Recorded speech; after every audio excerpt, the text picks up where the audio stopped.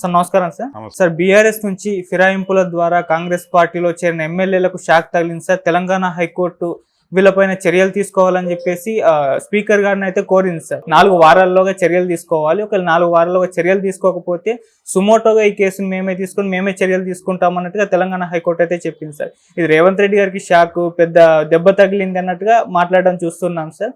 మరి ఏ చర్యలు తీసుకునే ఛాన్సెస్ కనిపిస్తున్నాయి? అనర్హత వేటు వేసే ఛాన్స్ ఏమైనా ఉందా సార్? అనర్హత వేటు అంటే దీన్ని అంత ఈజీగా వదిలిపెట్టరు. అంటే కోర్టు చెప్పింది 4 వారాలు గడువు ఇచ్చింది. అంటే గతంలో కూడా ఈ పార్టీ నుంచి ఆ పార్టీలోకి వెళ్ళిన వాళ్ళు చాలా మంది ఉన్నారని కడియం శ్రీహరి మాట్లాడుతున్నాడు. దానం నాగేంద్ర, కడియం శ్రీహరి వీళ్ళు కూడా ఎఫెక్ట్ అవుతారు ఆ గొడవలో. వీళ్ళే టార్గెట్. అవును. కాబట్టి వీళ్ళు ఏమంటున్నారంటే ఒకవేళ జడ్జిమెంట్ నెగిటివ్గా వస్తే డివిజన్ బెంచ్కి అప్పీల్కి వెళ్ళే ఛాన్స్ ఉంది కదా, అప్పీల్కి వెళ్తాం. అక్కడ కూడా నెగిటివ్గా వస్తే పైకోర్టుకి వెళ్తాం. ఈ అప్పీళ్ళు, అడ్మిషన్లు, విచారణలు, వాయిదాలు, ఈ వ్యవహారం ముగిసేసరికి చివరికి ఫైనల్గా స్పీకర్ ఏం చేస్తాడు, ఇవన్నీ తేలిన తర్వాత ఒక కమిటీ వేస్తాడు దీని మీద ఎంక్వైరీ చేయమని. ఈ కమిటీ నివేదిక వచ్చాక అప్పుడు చెప్తారు నిర్ణయం. ఈలోపు ఎన్నికలు వస్తాయి. కాబట్టి వచ్చిన ప్రమాదం ఏం లేదు. ఇది చూసాం మనం, చాలా కాలంగా జరుగుతున్న డ్రామా అనేది. పార్టీ ఫిరాయింపుల నిరోధక చట్టం అనేది వచ్చిన తర్వాతే వైఎస్ రాజశేఖర రెడ్డి ప్రభుత్వం చాలామంది టీఆర్ఎస్ ఎమ్మెల్యేలను తన పార్టీలోకి ఆకట్టుకుంది. అలా వెళ్ళిన వాళ్ళల్లో ఒకడే కదా ఈయన. ఎవరు? జగ్గారెడ్డి, తర్వాత శ్రీనివాసరావు, వీళ్ళందరూ అప్పుడు వెళ్ళారు దేనిలోకి, కాంగ్రెస్లోకి, రాజశేఖర రెడ్డి గారి టైంలో.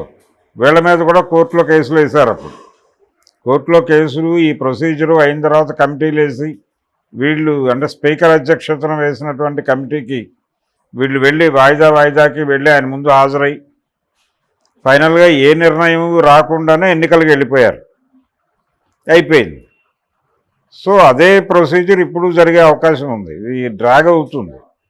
రెండోది, వీళ్ళు కోర్టు ఇలా చెప్పడం మీద కొంత ఇబ్బంది పడ్డారు. ఇబ్బంది పడిన మాట వాస్తవమే, కానీ ఇమ్మీడియట్గా వీళ్ళు తప్పరిల్లి డివిజన్ బెంచ్కి వెళ్తామనే మాట వాడేశారు ఆల్రెడీ.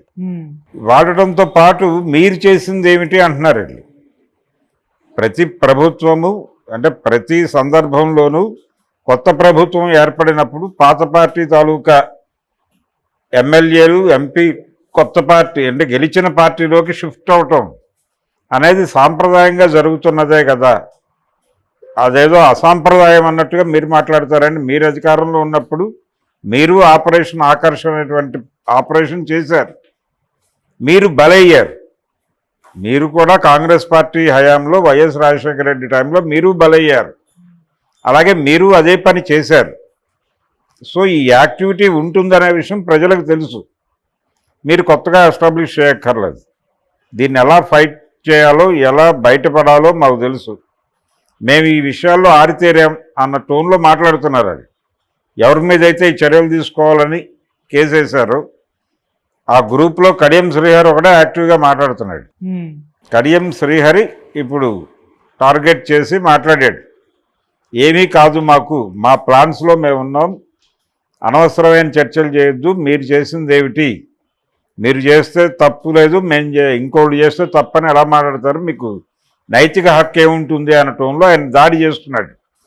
దానం నాగేంద్ర కూడా మొదలు పెడతాడు. ఈరోజు రేపు ఆయన కూడా మాట్లాడతాడు. టోటల్గా వీళ్ళు అప్పీల్కి వెళ్తారు. ఈ అప్పీల్కి వెళ్ళడానికి కూడా టైం ఉంది. 4 వారాల టైం ఎలాగో కోర్టు ఇచ్చింది. ఆ తర్వాత సెలవులు, పిటిషన్లు వేయటం, ఇదంతా చాలా ప్రొసీజర్ నడుస్తుంది.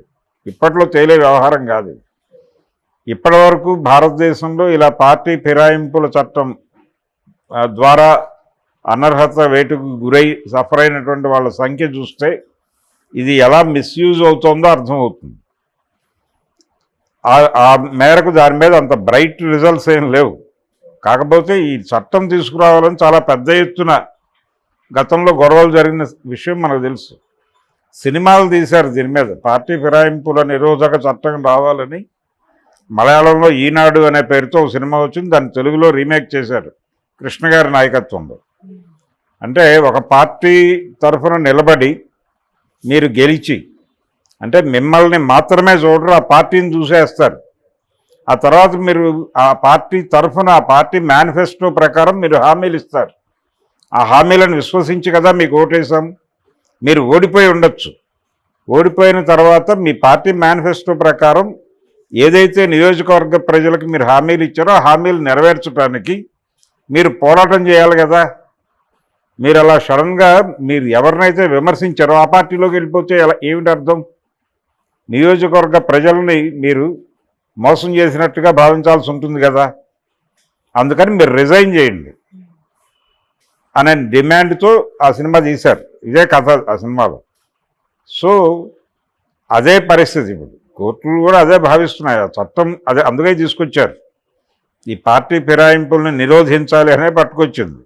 దానిలో లొసుగులు వెతుకుతారు. మనం ఎప్పుడైనా సరే ఏ చట్టం తెచ్చినా అది ఒక ప్రయోజనం కోసం తెస్తారు. దానిలో లొసుగులు వెతకడానికి చాలామంది న్యాయ నిపుణులు పనిచేస్తారు. ఆ లొసుగులు వెతికి ఆ లూప్ హోల్స్ నుంచి ప్రయాణం నడుస్తుంది. మేము ఆ ప్రయాణమే చేయబోతున్నామని శ్రీహరి గారు చెప్పారు, కడియం శ్రీహరి. మిగిలిన వాళ్ళు కూడా అదే మార్గంలో వెళ్తారు. ఇప్పుడు అందరూ కలిసి ఒక లీగల్ కౌన్సిల్ని పెట్టుకుని హ్యాపీగా ఆల్రెడీ ఉన్నారు. వాళ్ళ నాయకత్వంలో వీళ్ళు డివిజన్ బెంచ్కి వెళ్తారు, తర్వాత అప్పీల్కి వెళ్తారు, పైకోర్టులకు వెళ్తారు. పైకోర్టులో చేరిన తర్వాత స్పీకర్ దగ్గరికి వస్తుంది, స్పీకర్ కమిటీ. ఇవన్నీ రెగ్యులర్గా జరిగేటువంటి వ్యవహారాలు. ఎవ్వరూ సఫర్ అయ్యే పరిస్థితి ఉండదు. వీళ్ళేదో తిరిగి మళ్ళీ అనర్హత వెయిట్ అయిపోయి అక్కడ ఆ ఏరియాల్లో ఉప ఎన్నికలు వచ్చేస్తాయి. ఇలాంటి ప్రచారం జరుగుతోంది. ఉప ఎన్నికల దాకా విషయాన్ని తీసుకెళ్లే అవకాశం అయితే ఇవ్వరు. అవసరమైతే పార్టీకి తాత్కాలికంగా రిజైన్ చేసి అసోసియేట్ మెంబర్స్గా అయినా ఉంటారు.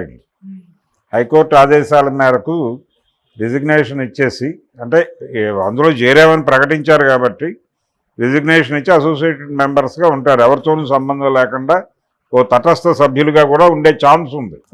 అదైనా చేస్తారు. అంతే తప్ప బై ఎలక్షన్స్కి వెళ్ళే ఛాన్సెస్ అయితే తక్కువే. సార్, బీఆర్ఎస్ నేతలు అంటే ఇప్పుడు కడియం శ్రీహరి ఇలాంటి వాళ్ళు అడుగుతున్నారు కదా, మీరు చేసింది ఏంటి అని అన్నప్పుడు దాన్ని ఫిరాయింపులు కాదు, అది విలీనము సంథింగ్ సంథింగ్ అని పేర్లు పెట్టి ఈ విధంగా చెప్తున్నారు. ఫిరాయింపుల ద్వారా కాదు మేము చేసింది, మీరు ఇప్పుడు చేసేది ఫిరాయింపులు అని చెప్పి. విలీనం ఎందుకు జరిగింది? ఇప్పుడు కాంగ్రెస్ వాళ్ళు వచ్చి వీళ్ళ దగ్గర, కాంగ్రెస్ పార్టీ విలీనం కాలేదుగా టీఆర్ఎస్లో, తెలుగుదేశం పార్టీ విలీనం కాలేదుగా, తెలుగుదేశం వాళ్ళందరూ వచ్చారుగా. ఇప్పుడు మల్లారెడ్డి ఎక్కడి నుంచి గెలిచాడు? మొదట టీఆర్ఎస్లోకి రావడానికి ముందేంటి చరిత్ర? ఆయన టీడీపీ నుంచి కదా గెలిచి కదా దీనిలోకి వచ్చింది. ఎంతమంది వచ్చారు టీడీపీలో గెలిచి? మొదటి ఎన్నికలు 2014 ఎన్నికలు.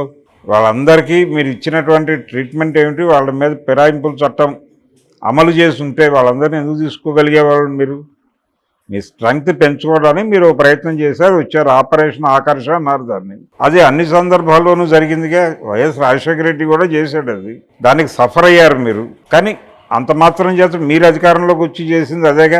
సో అధికారంలో ఉన్న వాళ్ళు ఆపరేషన్ ఆకర్షణ అనేది ఒక విధిగా కార్యక్రమం నిర్వహిస్తున్నారు అనేది వాస్తవం. ఇప్పుడు ఏపీలో కూడా ఇలాంటి ఫిరాయింపు కార్యక్రమాలు జరుగుతున్నాయి. కొంతమంది జనసేనలోకి వెళ్తున్నారు, టీడీపీలోకి వస్తున్నారు. జనసేనలోకి వస్తామని చెప్పి హామీ ఇచ్చి టీడీపీలోకి వస్తున్నారు కొంతమంది.